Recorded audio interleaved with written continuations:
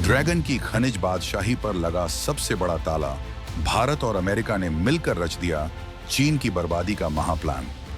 50 देशों की फौज खड़ी हो गई भारत के पीछे। जिनपिंग के पैरों तले खिसक गई कूटनीति की जमीन। पेट्रोल डीजल अब हुए पुराने किस्से।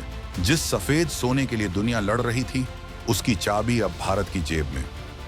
मिसाइल और फाइटर जेट भी हो जाएंगे कबाड़, अगर नहीं मिला वो सीक्रेट पाउडर जिस पर अब भारत ने जमाया कब्जा। दुनिया के नक्शे पर एक ऐसी लकीर खींची जा रही है जो दिखाई तो नहीं देती, लेकिन जिसकी तपिश बीजिंग के बंद कमरों में साफ महसूस की जा रही है।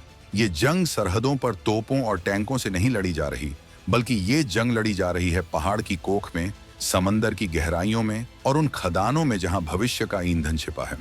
रातों रात एक ऐसा गठबंधन तैयार हो गया है जिसने दुनिया की दूसरी सबसे बड़ी अर्थव्यवस्था की सांसें अटका दी हैं। अब तक जो देश अपनी मनमानी चलाता था, जो पूरी दुनिया को ब्लैकमेल करने की ताकत रखता था, आज वो खुद को एक ऐसे चक्रव्यूह में फंसा हुआ पा रहा है जिसका कोई तोड़ उसके पास नहीं है। अमेरिका, भारत और उनके साथ 50 देशों का एक ऐसा समूह खड़ा हो चुका है जिसका सिर्फ एक मकसद है, उस एकाधिकार को तोड़ना जिसने पूरी दुनिया की टेक्नोलॉजी को बंधक बना रखा था। ये कहानी तेल के कुओं की नहीं है, ये कहानी सोने चांदी की भी नहीं है, ये कहानी उन पत्थरों की है जिनके बिना आपका मोबाइल एक प्लास्टिक का टुकड़ा है, आपकी इलेक्ट्रिक कार एक लोहे का डिब्बा है और आपकी मिसाइलें सिर्फ दिवाली के पटाखे हैं। आखिर क्या है वो चीज जिसके लिए आधी दुनिया एक तरफ और चीन दूसरी तरफ खड़ा हो गया है? क्यों अमेरिका जैसा सुपर पावर भारत के कंधे पर हाथ रखकर इस महाअभियान की अगुवाई कर रहा है? क्या वाकई भारत के पास वो चाबी आ गई है जो चीन के आर्थिक साम्राज्य पर ताला लगा सकती है? और सबसे बड़ा सवाल, क्या 2025 के बाद चीन का वो हथियार बेकार हो जाएगा जिसके दम पर वो अमेरिका तक को आंखें दिखाता था? इन सारे सुलगते हुए सवालों के जवाब, 50 देशों के इस नए गुट का पूरा सच और भारत की वो सीक्रेट डील जिसने बाजी पलट दी है, ये सब हम आपको इस वीडियो में आगे विस्तार से बताएंगे। तो अपनी कुर्सी की पेटी बांध लीजिए, क्योंकि भू राजनीति का ये सफर बहुत तूफानी होने वाला है। इस खबर की एक एक परत हम खोलेंगे, इसलिए वीडियो पर अंत तक बने रहिएगा और कमेंट करके जरूर बताइएगा कि क्या भारत का ये कदम चीन के ताबूत में आखिरी कील साबित होगा। चलिए सबसे पहले इस पूरे मामले की जड़ को समझते हैं, वो भी बिल्कुल आसान भाषा में। हम जिस दौर में जी रहे हैं वहां असली ताकत फौज नहीं बल्कि टेक्नोलॉजी है, और इस टेक्नोलॉजी की जान बसती है क्रिटिकल मिनरल्स यानी महत्वपूर्ण खनिजों में। लिथियम, कोबाल्ट, निकेल, ग्रेफाइट और रेयर अर्थ एलिमेंट्स, ये वो नाम हैं जो आज की तारीख में कच्चे तेल से भी ज्यादा कीमती हो चुके हैं। आज अगर आपको एक स्मार्टफोन बनाना है, एक लैपटॉप चलाना है, एक इलेक्ट्रिक गाड़ी दौड़ानी है या फिर दुश्मन को मारने के लिए एक गाइडेड मिसाइल बनानी है, तो आपको इन खनिजों की जरूरत पड़ेगी ही पड़ेगी। इनके बिना दुनिया का पहिया जाम हो जाएगा। अब तक खेल ये था कि प्रकृति ने ये खदानें तो दुनिया भर में बांटी थीं, लेकिन इनका प्रोसेसिंग सेंटर यानी इन्हें साफ करके इस्तेमाल लायक बनाने का काम चालाकी से चीन ने अपने हाथ में ले लिया था। आंकड़ों पर गौर करें तो आपको चक्कर आ जाएगा। दुनिया का करीब 60 से 70% लिथियम और कोबाल्ट की प्रोसेसिंग अकेला चीन करता है। रेयर अर्थ मिनरल्स के मामले में तो ये आंकड़ा 90% तक पहुंच जाता है। मतलब साफ था, अगर चीन का मूड बिगड़ा और उसने सप्लाई रोक दी तो अमेरिका की टेस्ला कारें बननी बंद हो जाएंगी, भारत के सोलर पैनल बेकार हो जाएंगे और दुनिया भर की इलेक्ट्रॉनिक इंडस्ट्री घुटनों पर आ जाएगी। चीन इसी सप्लाई चेन का फायदा उठाकर कूटनीतिक दादागिरी करता था, लेकिन अब पासा पलट चुका है। भारत और अमेरिका ने इस खतरे को भांपते हुए एक ऐसी बिसात बिछाई है जिसमें चीन का ये एकाधिकार ताश के पत्तों की तरह बिखरने वाला है। मिनरल सिक्योरिटी पार्टनरशिप MSP और इसके साथ जुड़े अन्य सहयोगी देशों का एक विशाल नेटवर्क तैयार किया गया है। खबर यह है कि भारत, अमेरिका और करीब 50 अन्य देश मिलकर एक ऐसा मोर्चा खोल चुके हैं जिसका सीधा निशाना चीन की खनिज बादशाही है। ये कोई छोटा मोटा समझौता नहीं है, बल्कि ये एक ग्लोबल सप्लाई चेन बगावत है। इसका मकसद है चीन पर निर्भरता को जीरो करना। सोचिए, 50 देश, इनमें यूरोपियन यूनियन के ताकतवर देश हैं, इसमें ऑस्ट्रेलिया जैसा खनिज भंडार वाला देश है, इसमें जापान जैसा टेक्नोलॉजी का बादशाह है, और इन सब के केंद्र में खड़ा है भारत। अब सवाल यह है कि भारत इसमें इतना महत्वपूर्ण क्यों है? क्योंकि भारत सिर्फ एक बाजार नहीं है, बल्कि भारत वो जगह है जहां इन खनिजों की प्रोसेसिंग का नया हब बनने की क्षमता है। चीन को सबसे बड़ा डर इसी बात का है कि अगर ये 50 देश अपनी तकनीक, पैसा और संसाधन एक साथ ले आए तो उसका ब्लैकमेल कार्ड हमेशा के लिए एक्सपायर हो जाएगा। अब जरा इस महागठबंधन की कार्यशैली को डिकोड करते हैं। ये 50 देश मिलकर कर क्या रहे हैं? इनका प्लान बहुत सीधा और आक्रामक है। ये देश अब दुनिया भर में अफ्रीका से लेकर लैटिन अमेरिका तक नई खदानें खोज रहे हैं, उन्हें खरीद रहे हैं और वहां से निकलने वाले खनिजों की प्रोसेसिंग चीन में न करवाकर आपस में एक दूसरे के देशों में कर रहे हैं। इसे कहते हैं फ्रेंड शोरिंग, यानी व्यापार सिर्फ दोस्तों के साथ। अमेरिका ने साफ कर दिया है कि भविष्य की टेक्नोलॉजी के लिए वो अब ड्रैगन के भरोसे नहीं बैठेगा और इसमें भारत की एंट्री ने चीन के पसीने छुड़ा दिए हैं।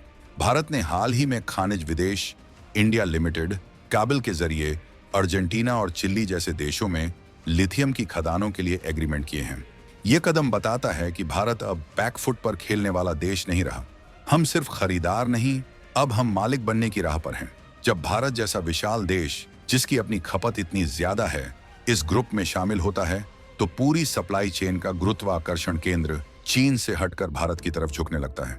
यही वो कूटनीतिक स्ट्राइक है जिसकी गूंज बीजिंग में सुनी जा रही है। इस पूरे खेल में 2025 का भारत एक अलग ही अवतार में नजर आ रहा है। पहले हम दुनिया से मांगते थे, अब हम दुनिया को विकल्प दे रहे हैं। आपको याद होगा जब जम्मू कश्मीर के रियासी और राजस्थान में लिथियम के भंडार मिलने की खबरें आई थीं। वो खबरें सिर्फ हेडलाइंस नहीं थीं, वो भारत की बदलती तकदीर का संकेत थीं। भारत जानता है कि आने वाला दशक ग्रीन एनर्जी और डिजिटल इकोनॉमी का है और उस दशक का राजा वो होगा जिसके पास अपनी बैटरी बनाने का सामान होगा।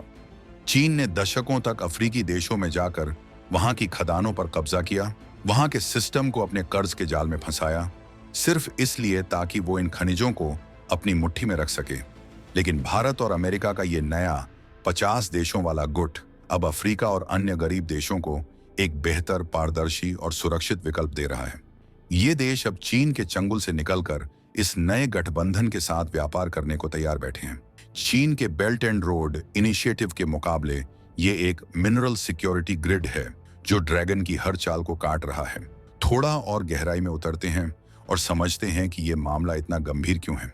बात सिर्फ मोबाइल फोन की नहीं है, बात है राष्ट्रीय सुरक्षा की। आज के दौर में फाइटर जेट्स के इंजन, पनडुब्बियों के सोनार सिस्टम, रडार और यहां तक कि परमाणु हथियारों के नियंत्रण प्रणाली में भी इन रेयर अर्थ मिनरल्स का इस्तेमाल होता है।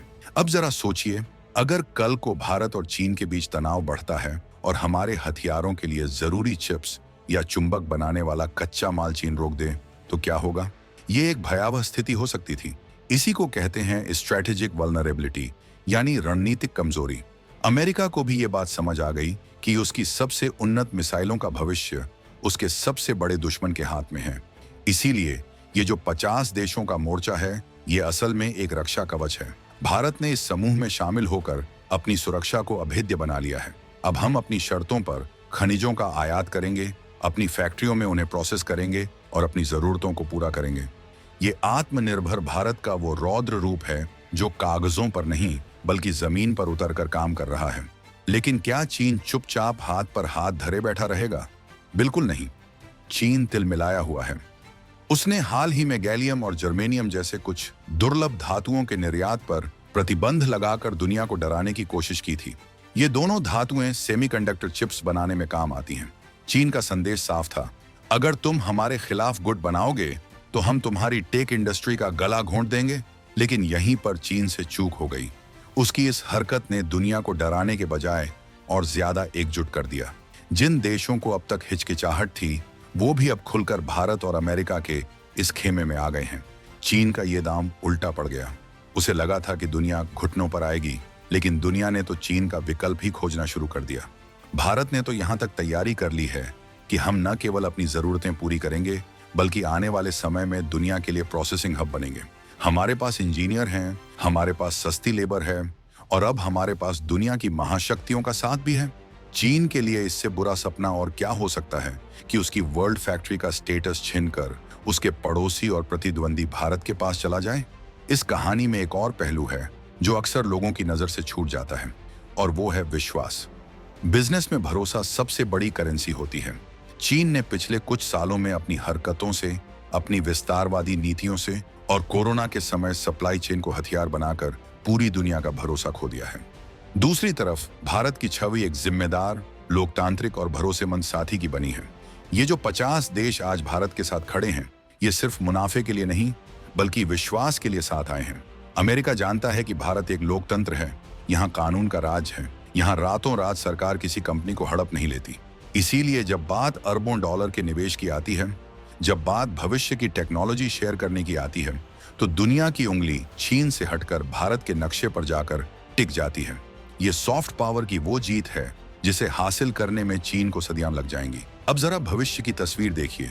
2026, 2027 और उसके आगे जैसे जैसे दुनिया पेट्रोल डीजल वाली गाड़ियों से इलेक्ट्रिक गाड़ियों की तरफ शिफ्ट होगी, लिथियम और कोबाल्ट की मांग 1000 गुना बढ़ेगी। उस समय ये क्रिटिकल मिनरल्स अलायंस ओपेक देशों से भी ज्यादा ताकतवर हो जाएगा और उस ताकतवर समूह की ड्राइविंग सीट पर बैठा होगा भारत। ये केवल आर्थिक बदलाव नहीं है, ये वैश्विक शक्ति संतुलन का पूरा शिफ्ट है। वो दौर खत्म हो रहा है जब खाड़ी के देश तेल की कीमतों से दुनिया को नचाते थे, और वो दौर भी शुरू होने से पहले ही खत्म हो गया जब चीन अपनी खदानों के दम पर दुनिया को गुलाम बनाना चाहता था। भारत ने समय रहते जो छलांग लगाई है, उसने हमें इस नई दौड़ में सबसे आगे की कतार में खड़ा कर दिया है। ये 50 देश, ये गठबंधन, ये अरबों का निवेश, ये सब एक नए भारत की गवाही दे रहे हैं जो अपनी सुरक्षा और अपनी समृद्धि के लिए किसी का मोहताज नहीं है।